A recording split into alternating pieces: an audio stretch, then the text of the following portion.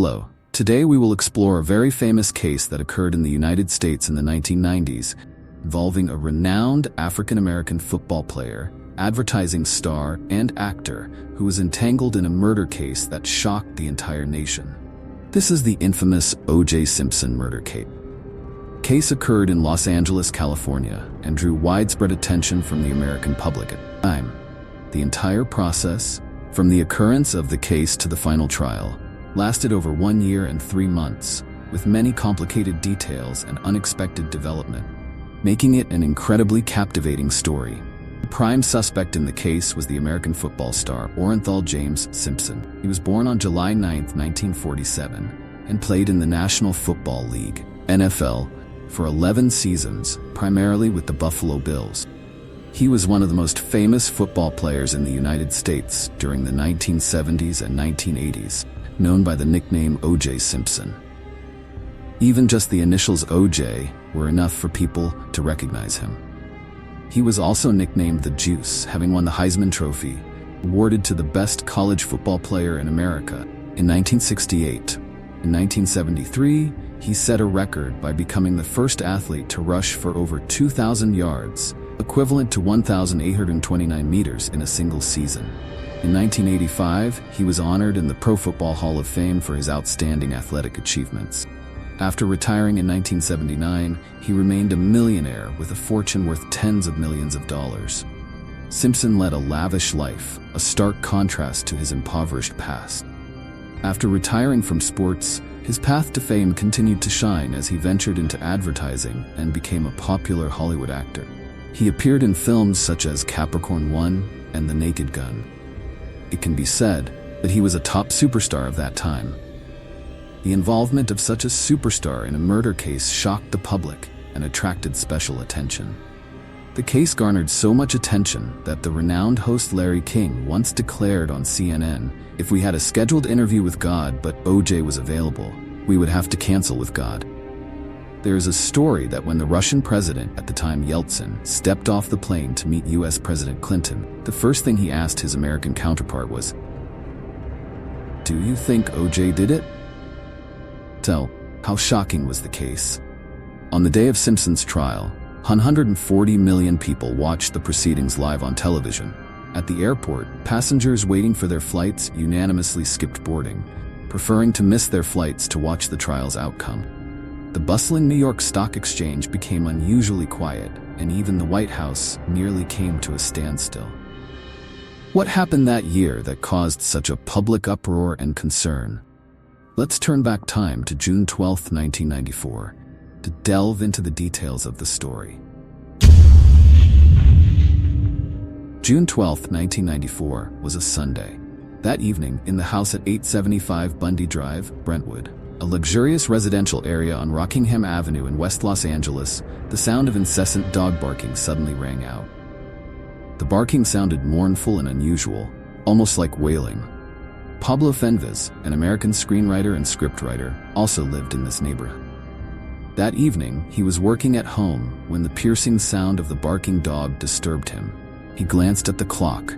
It was 10:15 p.m. Initially, he thought the dog would bark a few times and then stop. But unexpectedly, it kept barking non-stop, making it difficult for him to concentrate on his work. Annoyed by the persistent barking, he decided to step outside to see what was happening. As he approached the source of the barking, the atmosphere grew increasingly somber. He was horrified to discover a blood-covered path in front of a house. Not far from there, 2 people lay motionless on the ground, surrounded by blood, appearing to be dead. Witnessing this horrifying scene, Fenves hurriedly called the police. Los Angeles police received the report and immediately dispatched officers to the scene. Upon arrival, they were met with a chaotic and gruesome sight. They found 2 victims, a woman lying face down in a blood-soaked black dress with multiple wounds, and a man lying near a bush, also covered in blood. The man was dressed in a light brown shirt and blue jeans, his eyes still open. Both had been stabbed multiple times and their throats slashed, lying in pools of blood. The police quickly identified the victims. The woman was Nicole Brown, a 35-year-old white woman born on May 19, 1959, in West Germany, to a German mother and an American father. The man was Brown's friend, Ron Goldman, a 25-year-old born on July 2, 1968, in Chicago, USA, and a waiter at an Italian restaurant. Many police officers were present at the scene, examining and collecting evidence. Inside the house, they found Brown's two children, 9-year-old Sydney and 6-year-old Justin, still sleeping soundly. They woke the children, dressed them, and took them to the police station to wait for a relative to identify them. The investigation extended into the following morning. Through their investigation, the police identified Nicole Brown as the ex-wife of African-American football star O.J. Simpson. They also discovered that Simpson's home was not far from the crime scene, making him a prime suspect. The lead detective on the case, 42-year-old Mark Foreman, had joined the Marine Corps at 18 and was promoted to detective in the Los Angeles Police Department in 1989. Upon learning that the victim's ex-husband lived nearby, Berman had a hunch that he might be closely related to the case. Based on his investigative experience, he knew that the sooner they followed the trail, the better their chances of solving the case. Therefore, Detective Mark decided to call 3 more officers, and the 4 of them immediately went to Simpson's house at around 4:30 a.m. However, despite ringing the doorbell repeatedly, no one answered, and they had to leave empty-handed. They then scouted around Simpson's house to see if there was anything suspicious. Sure enough, they discovered a suspicious white Ford Bronco in the back. Upon closer inspection, they found fresh bloodstains on the window, door handle, and tire. At this point, Detective Mark was even more convinced that Simpson was heavily involved in the case. However, without a search warrant, they couldn't enter Simpson's house. But Detective Mark, no longer concerned about that, ordered a few officers to climb over the wall to search and gather evidence. Inside, they found that Simpson was not home, but discovered suspicious bloodstains on the main gate, hallway, and various other places in the house. They also made another crucial discovery: a blood-stained black leather glove, which was considered one of the important pieces of evidence in the case. At the crime scene, they had found a similar black leather glove, but only one, with the other missing. Now, Detective Mark had found the other glove in Simpson's house, making Simpson officially the prime suspect in the case. The urgent task now was to find Simpson. Ron Goldman, the man found murdered at the scene, was a waiter at an Italian restaurant and a friend of Brown. So why was he at Brown's house that night? Brown had gone with friends and family to the Italian restaurant where Goldman worked for dinner. After dinner, Brown's mother forgot her glasses at the restaurant. Goldman, being a friend of Brown and knowing her house, had decided to deliver the glasses to Brown's mother. But no one could have predicted that this act of goodwill would cost him his life. At this point, the police's main focus was to find Simpson. So where had he gone? As it turned out, at 11:59 p.m. on June 12, 1994, Simpson had gone to Los Angeles International Airport to catch a flight to Chicago at 5:30 a.m. By 6:15 a.m. the next day, he had checked into a hotel in Chicago. At 7 a.m., he received a call from the Los Angeles police informing him that his ex-wife had been murdered and asking him to return to Los Angeles immediately to cooperate with the investigation. At 8:30 a.m., he checked out and left the hotel at 8:35 a.m. At 9:15 a.m., he left Chicago to return home. By 10:45 a.m., the police had obtained a search warrant for Simpson's house. Detective Mark and other officers once again entered Simpson's house to conduct a more thorough and meticulous search. Indeed, they found more bloodstains and several other pieces of evidence.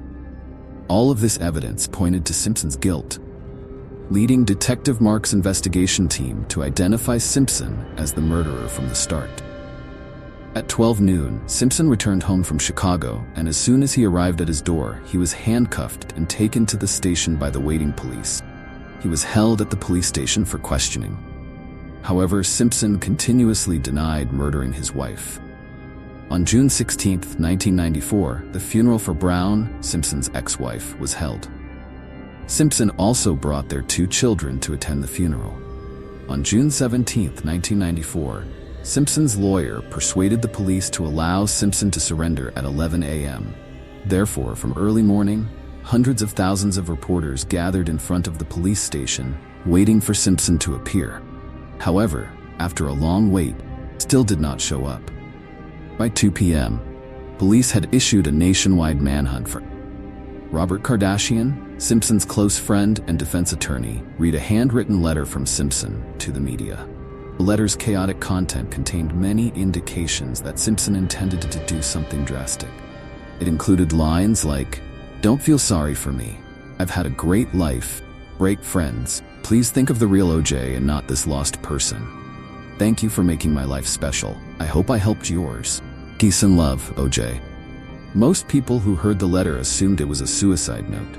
Simpson, who was supposed to turn himself in that day, had disappeared without a trace. While patrolling, an LAPD officer spotted Simpson's white 1993 Ford Bronco heading south on the 405 freeway.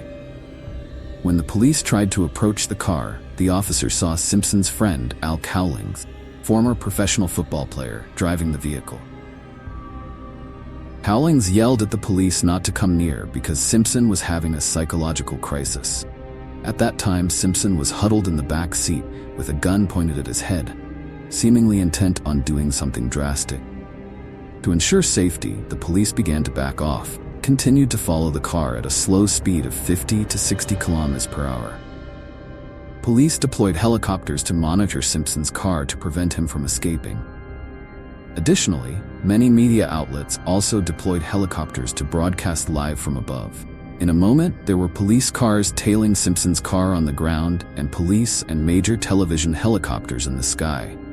At its peak, up to 20 helicopters were following Simpson's car. Los Angeles residents, after watching and hearing the live news broadcast, curiously flocked to the streets to witness the thrilling chase. The whole city became incredibly lively and bustling. Not only Los Angeles, but many people across the United States were also watching the live broadcast of the dramatic chase on the streets. At that time, an important NBA game between the Rockets and Knicks was also taking place, but it seemed that everyone had lost interest in the game. According to statistics, the viewership for the live broadcast of Simpson's escape was much higher than that of the NBA game, with an estimated audience of about 95 million people. The event was described as the most famous ride on the American coast. The incident reportedly increased Ford Bronco sales by 7,000 units in 1994 compared to 1993.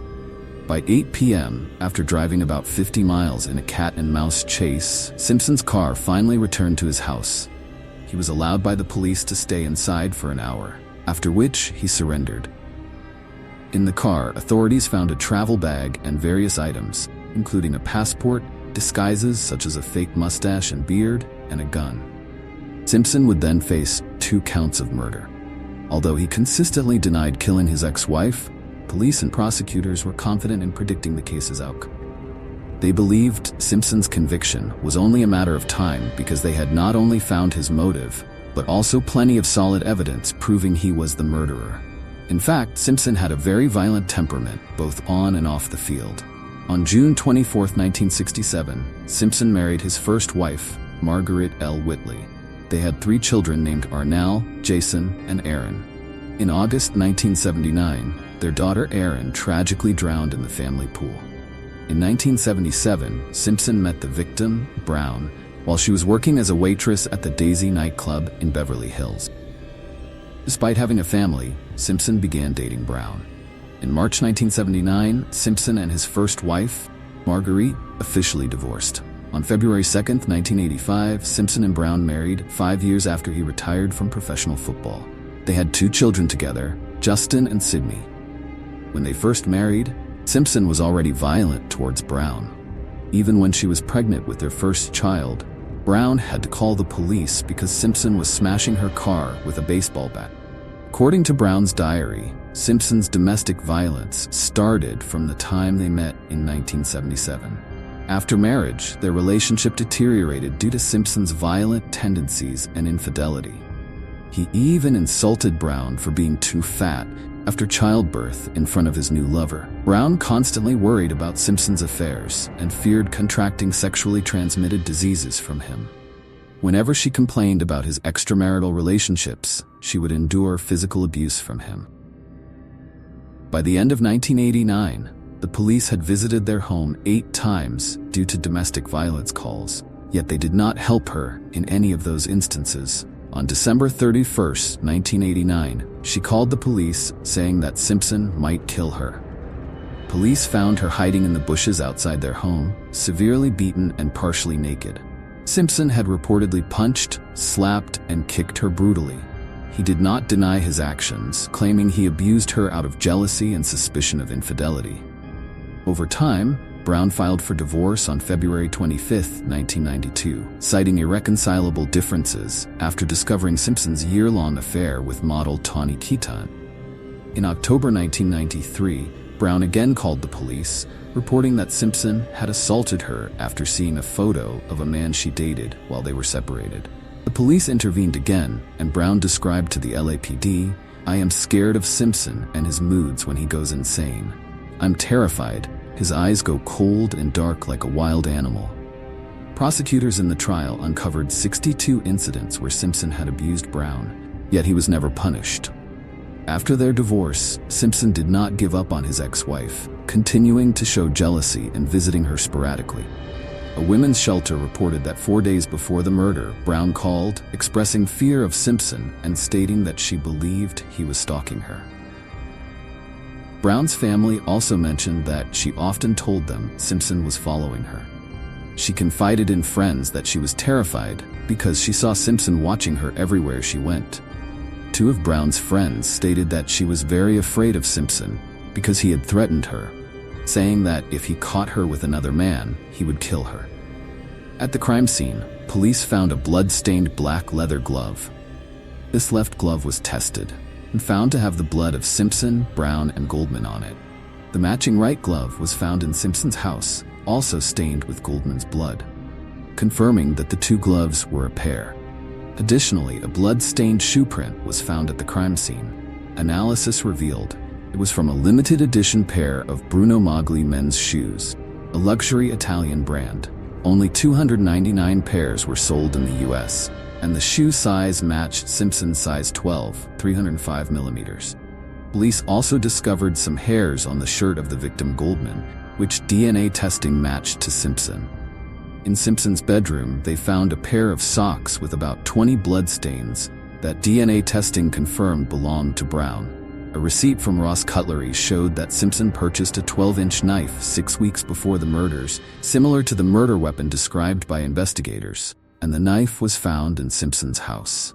Furthermore, a suspicious drop of blood at the crime scene was tested, and the probability that it did not belong to Simpson was extremely low, indicating Simpson's presence at the scene. DNA analysis on Simpson's Ford Bronco and nearby bloodstains matched the blood of Simpson, Brown, and Goldman. These substantial pieces of evidence pointed strongly towards Simpson as the true perpetrator. If convicted of 2 counts of murder, Simpson would face the death penalty in California. Consequently, he did something unexpected.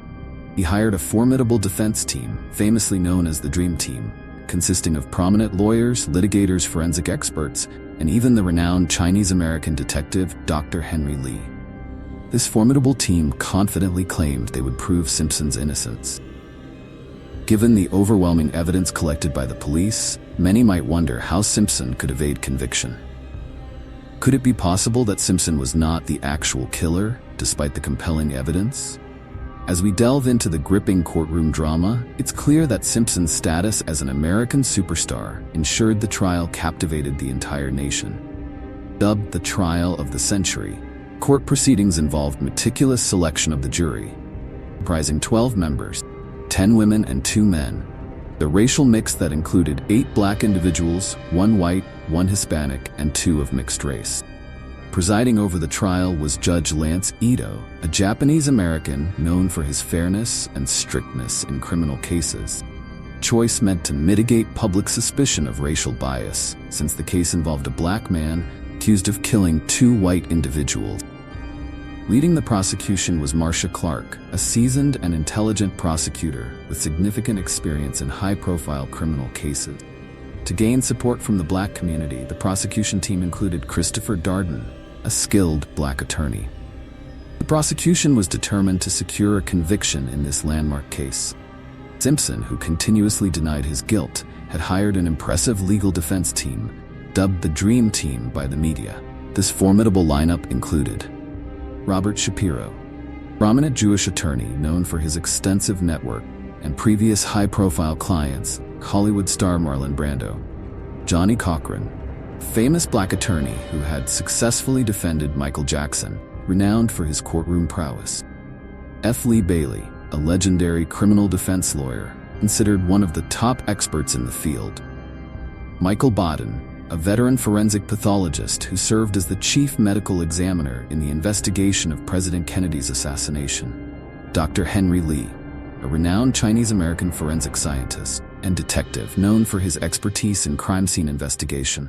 Additionally, the Dream Team included over 10 other legal, forensic, and investigative experts, creating an unprecedented and luxurious defense strategy for Simpson. As the trial commenced, the prosecution presented a series of damning evidence.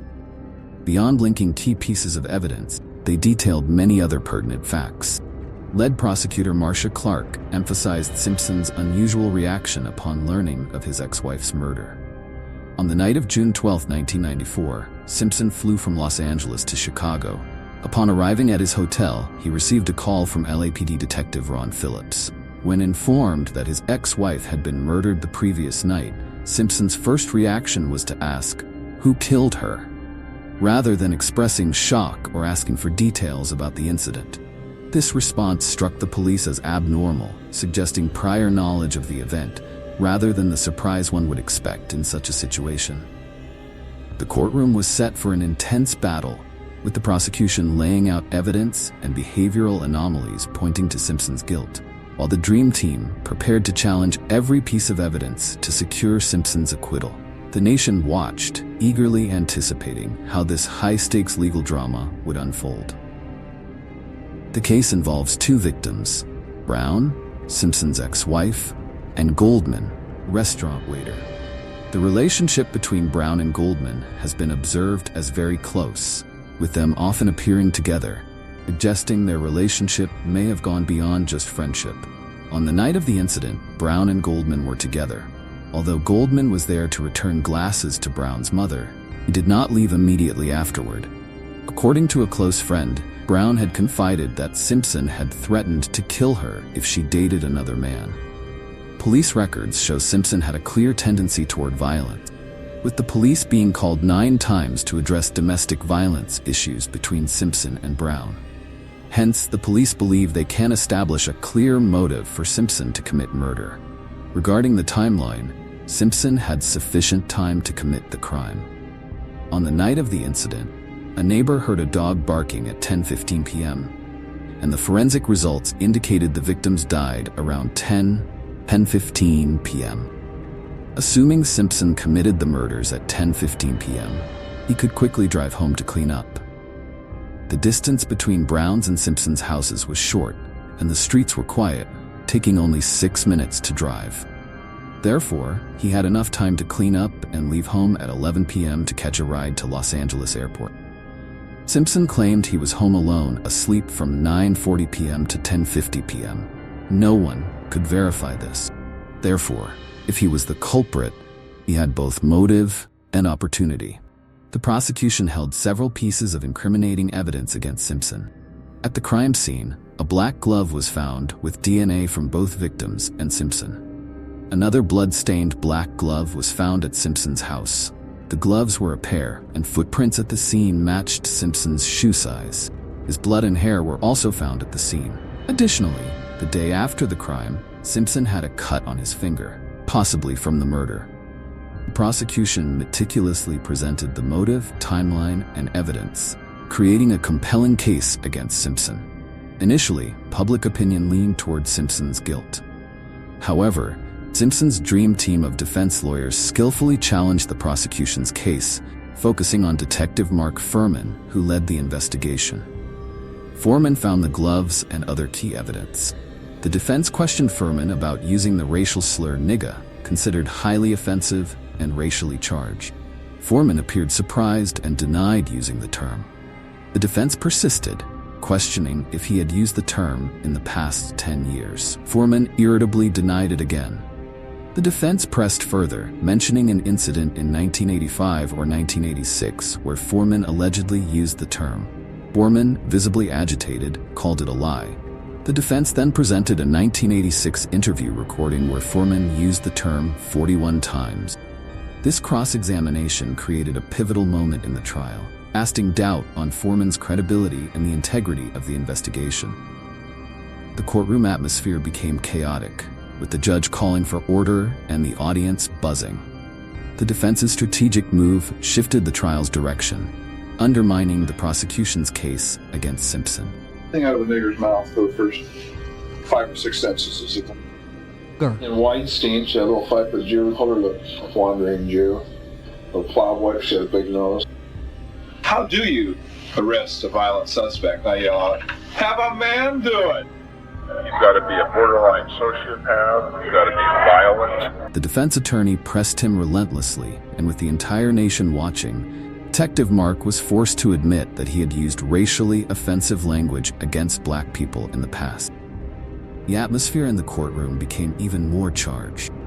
Viewers across the United States who were watching the live broadcast were outraged.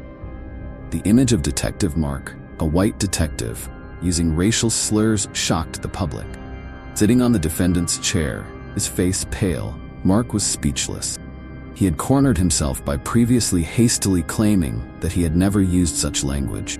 The defense attorney continued to attack, seeing this as a golden opportunity to bring down Detective Mark. They relentlessly questioned him, demanding an explanation for his use of offensive language in the past. Mark was flustered and unable to provide a satisfactory answer. The intense confrontation dramatically shifted the course of Simpson's trial.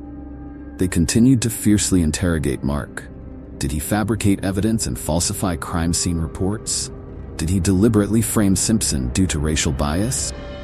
Mark, overwhelmed by the barrage of questions and already in trouble due to his earlier remarks, decided to exercise his right to remain silent, fearing that any further answers would only worsen his situation. No one could have predicted that by this time, public opinion across the United States had changed. The Simpson case was no longer just a simple murder trial. For months, the media had been frantically reporting and manipulating the story, escalating it into a racial issue. The Simpson case had inadvertently become a battle between black and white people. According to an investigative report, 74% of white people believed Simpson was guilty, while 77% of black people believed he was innocent. Thus, the public pressure due to racial discrimination became a significant factor, leading to the turning point of the case. In reality, this was the carefully prepared strategy of the Dream Team defense. They delved into key issues surrounding the haste and negligence of the police and evidence collection, as well as the racial bias of some key figures in the investigation. Next came the defense's spectacular attack. They began discussing the gloves, one of the crucial pieces of evidence in the case. A store clerk could testify that he had seen the victim, Brown, buy that pair of black gloves. The defense argued that if Simpson had indeed worn those gloves to commit the crime, he not only failed to destroy them, but also left them for the police to easily find. In fact, they were found at both the crime scene and Simpson's home. This scenario was clearly unreasonable and more like someone was trying to frame him. As expected, the provocative statements and hypothesis from the defense left the prosecutors uneasy. The prosecution unexpectedly suggested that Simpson try on the gloves. The defense, as if anticipating this, calmly agreed to let Simpson try them on. From the courtroom footage, we can see that the gloves appeared very small, much smaller than Simpson's hand. Simpson struggled to put on both gloves. Then he raised his hands to show the courtroom, leading to one of the most famous images of the case. In the footage, Simpson seemed incredibly innocent, as if to say, "How could these possibly fit?" In fact, the initial request for Simpson to try on the gloves was unnecessary. If he hadn't tried them on, no one would have doubted that they didn't fit. However, the unbelievable thing is that the request for Simpson to try on the gloves came from the prosecution itself. This serious mistake by the prosecution has since been added to textbooks as an example of errors in trials. Never ask questions you are not sure of the answers to. It was later revealed that the Dream Team defense had planned this strategy in advance. To successfully execute this strategy, they had Simpson stop taking his arthritis medication 2 weeks prior, causing his hands to swell and his fingers to be unable to bend. In the intellectual battle between the two sides of Simpson, the situation gradually shifted from disadvantageous to a balanced stand. The defense then called Dr. Henry Lee, aged 57, a forensic expert who launched an attack from the perspective of certain crucial evidence. Police found a drop of blood on the doorframe at the crime scene. Upon DNA testing, this blood was identified as belonging to O.J. Simpson.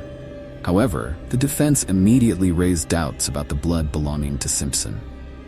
First, EDTA was detected in the blood drop. EDTA, shorthand for ethylene diamine tetraacetic acid, is an organic compound used to prevent blood clotting during sample collection. Normal blood does not contain EDTA. Why then did Simpson's blood at the crime scene contain EDTA? Second, the blood collection procedure by the police was not followed correctly. The technician tasked with collecting Simpson's blood sample took it and kept it in his coat pocket all day before sending it to the lab for testing. During this day, many things could have happened, and although 8 milliliters of blood was taken from Simpson, only 6.5 milliliters was sent to the lab. Where did the missing 1.5 milliliters of blood go? Third, Nicole Brown's blood on the doorframe was not collected immediately, but 3 weeks after the crime occurred. The blood was collected on July 3, 1994, whereas video footage of the crime scene examination on June 13, 1994, showed no blood drops at that location. How can this be explained? This evidence, initially favorable to the police, now seems unreliable. The defense continued to list a series of minor errors committed by the police after the discovery of the victims' bodies on that evening. The police quickly arrived at the crime scene, but for some reason, the coroner's staff arrived much later, 10 hours after the crime, missing the optimal time to accurately determine the time of death of the victim. However, worst was yet to come. Knowing that the coroner's staff could not arrive immediately, police officer took a white blanket from Brown's room to cover her body, supposedly protect crime scene. It should be noted that despite Brown's divorce from Simpson, they still had a complex relationship. Hence, Simpson's DNA appearing on the blanket was not unusual. If the blanket was placed on Brown's body, it's understandable that Simpson's DNA would be found on her. This unprofessional action by the police made the DNA evidence at the crime scene, originally very incriminating, less reliable. Furthermore, after the crime occurred, Detective Mark and 3 other police officers went to Simpson's house and climbed over the wall. Therefore, the evidence collected at Simpson's house that night should be considered illegal evidence or a procedural violation. In fact, that night, although Detective Mark was accompanied by other police officers, he was the only one who climbed over Simpson's wall into the house. In other words, he was the first to discover the glove and the sock with blood stains. Only he could prove that he arrived at the crime scene first, before going to Simpson's house. Therefore, it's very likely that he unintentionally brought blood, hair, and other evidence from the crime scene into Simpson's house. Therefore, the defense argues that the evidence collected at Simpson's house by the police must be considered invalid. On October 3, 1995 at 10 a.m., the trial reached its final verdict after more than a year and 3 months of proceedings. Following 4 hours of deliberation, the court delivered its final judgment. O.J. Simpson was found not guilty of murder. At the moment of the verdict, Simpson expressed joy and affirmed, "I didn't do it. I'm 100% not guilty." He waved to the jury and said, "Thank you." Hundreds of millions of people watching TV or listening to the radio were shocked and stunned, with varied emotions and attitudes. Some disappointed, others jubilant. Many African Americans celebrated, as the American justice system, seemingly more effective for the wealthy and famous, had acquitted an African American for the first time. The pivotal point of the case may not have been about race, but rather a landmark example of due process and the U.S. legal system's functioning. Dr. Henry Lee's identification of doubts about the evidence was acknowledged by the American legal community as pivotal in Simpson's acquittal. Dr. Lee later stated, Whether testifying for the prosecution or defense, I present only the evidence. This trial was the longest in California's history, costing over $20 million, approximately more than 509 billion VND at current rates. It involved 126 witnesses, 1,105 pieces of evidence, 19 television stations, nearly 10 radio stations, dozens of newspapers, and 2,000 journalists who closely followed and reported on the trial's proceedings. The Los Angeles Times alone published over 1,000 articles about the case. More than 120 cameras were placed in the courtroom, and over 80 books were written by trial participants, prosecutors, investigators, police officers, jurors, to defense lawyers, including the main suspect, Simpson. Official statistics indicated that 91% of American television viewers followed the trial, with 142 million people listening to the verdict via radio or television. This trial was a great opportunity for the media industry to profit. Entertainment activities halted, and even a beloved sports match was postponed to broadcast Simpson's trial live. Coverage did not stop there. Simpson's personal life was also extensively covered, often highlighting his celebrity status more than his legal situation. A study estimated that the U.S. economy lost $25 billion due to reduced work productivity during the gripping trial of the century. In 1995, after being acquitted of murder, Simpson began a 13-year relationship with Christy Prody. When they started, Prody was 19 years old and working as a cocktail waitress. After their relationship ended, Prody expressed fears for her safety during their time together. Under U.S. law, criminal and civil courts are separate. Although Simpson was not held criminally responsible, he still faced civil litigation. On February 4, 1997, following a civil lawsuit by the families of the victims, California's civil court jury, consisting of 1 black, 1 Hispanic, 1 Asian, and 9 white jurors, found Simpson liable for a charge in the deaths of Brown and Goldman. He was ordered to pay $33.5 million in damages, approximately over 852 billion Vietnamese dong at current exchange rate. This included $8.5 million in compensatory damages to the Goldman family and $12.5 million in punitive damages to each victim's family. Simpson's estate was valued at $11 million at the time, but in reality, after costly legal battles, much of his assets were seized and auctioned off, leaving him bankrupt and unable to pay most of the fees. His attempts to evade payment meant that the families of the victims received almost nothing.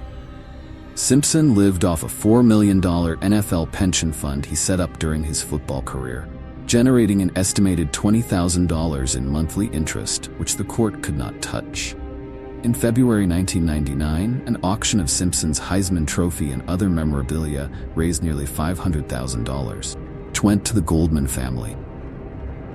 In 2000, Simpson left California for Florida to avoid seizure of funds earmarked for the court-ordered compensatory activities, taking advantage of Florida's laws that protect personal assets like homes and pensions from being used to settle debts incurred in other states.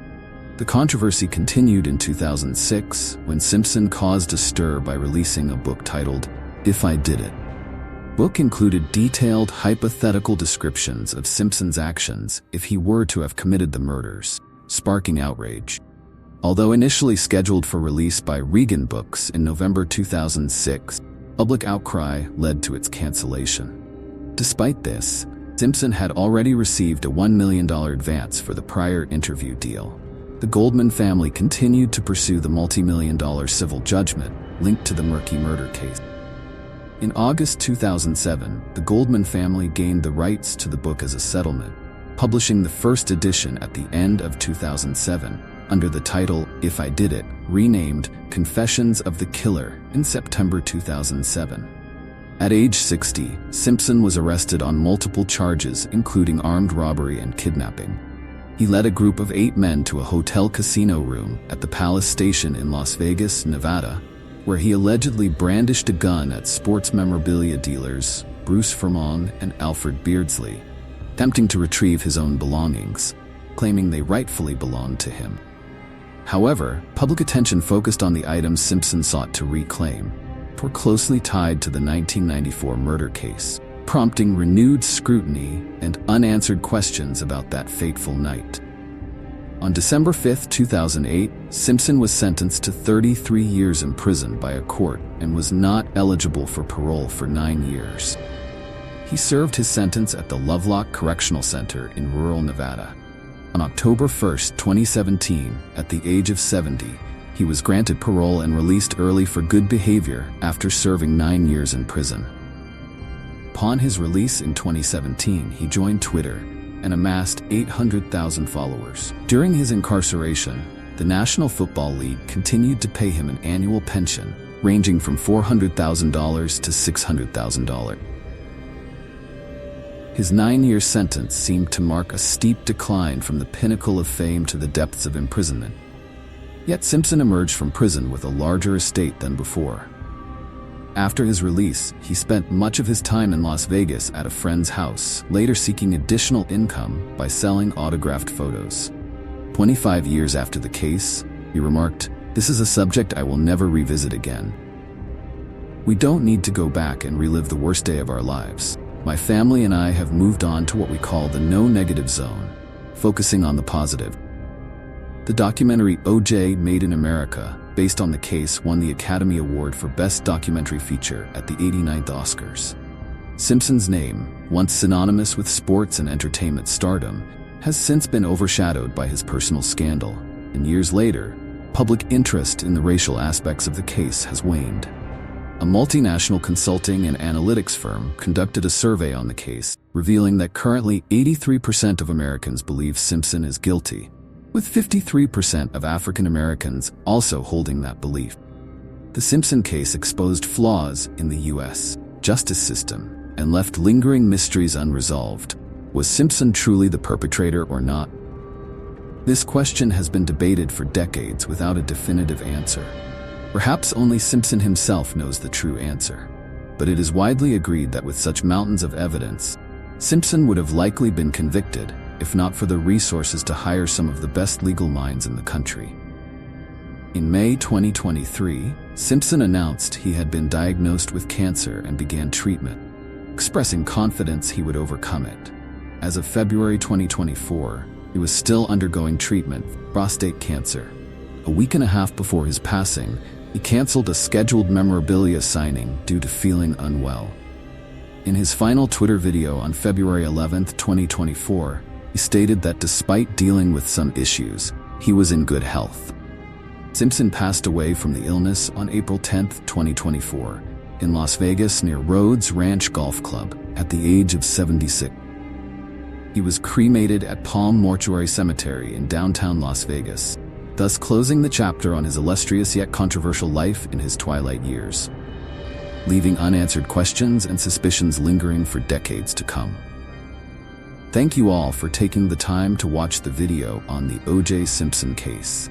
If you found this video interesting and meaningful, don't forget to like and comment with number 1 to share your thoughts. Please leave your opinions on this case and your reflections on justice and society. Also, remember to subscribe to the channel so you don't miss out on the latest videos about famous cases and other intriguing stories. See you in the next video.